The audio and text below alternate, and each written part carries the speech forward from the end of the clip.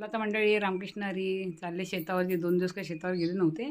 आणि काल खूपच पाऊस होता. त्यातून पण संध्याकाळी गेले होते. सकाळपासून मी घर सोडलं नव्हतं आणि आज जरा ऊन आहे.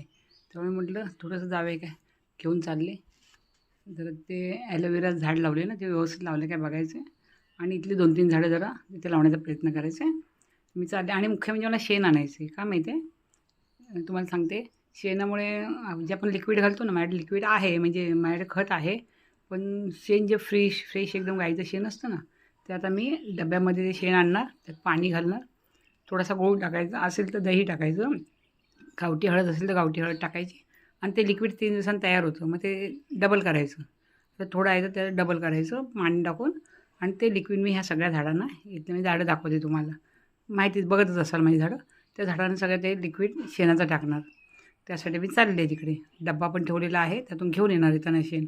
आणि त्यात पाणी टाकून 3 दिवस मी असंच थोडंसं झाकण उघडं ठेवून मुरत ठेवणार आणि जेव्हा मी टाकीन ना लिक्विड तेव्हा तुम्हाला नवीन व्हिडिओ दाखवायचा प्रयत्न करेन हा छोटासा मिनी ब्लॉग मी केला आहे कसा वाटला कमेंट करून नक्की सांगा मी तुम्हाला झाडं दाखवते माझी काहींनी बघितलेलीच आहेत पण ज्यांनी नाही बघितले त्यांना सांगते कारण शेणामुळे इतकी झाडं सुंदर राहतात ना फ्रेश होतात म्हणजे त्याला टवटवीतपणा येतो झाडांना सोपा उपाय ना खताची गरज नाही आपल्या घरीच खत तयार असतं शेण तर आपल्या दारातच आहे फ्रेश एकदम ओरिजिनल ते आता मी आणल्यानंतर 3 दिवसांनी टाकणार आहे तेव्हा तुम्हाला वेगळा दाखवायचा प्रयत्न करेन आता मी झाडं दाखवते चला ह्या सगळ्यात मी खतच टाकलेलं आहे ही मी अशीच कोथिंबीर लावली मगाशी कोथिंबीर घेऊन आले ना दुकानावरनं खाली गेलेले मार्केटला सामान भरायला गेले होते इथे बँकजवळ आहे ना आमच्या तिथे दुकानात कोथिंबीर घेतली देठ मी टाकली ट्राय करायला आणि मिरच्या वगैरे आता लागत नाहीत नंतर लागतात सीझन संपला आहे वांगी काढली ॲलोवेरा आहे त्या ॲलोवेरा लावल्या मी जाऊन हा थोडासा दारात ठेवला आहे नंतर जरा मोठा झाला पुन्हा लावायचा आणि हळदीची पानं वगैरे मी दारातच लावली या वेळेला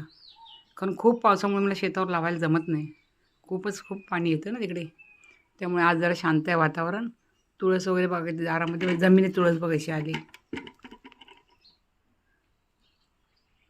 भरपूर हळद दारात लावली हा मी आत्ताचा केलेला छोटासा मिनी ब्लॉग कसा वाटला कमेंट करून नक्की सांगा चॅनलला लाईक शेअर सबस्क्राईब करा आता मी चालली शेतावरती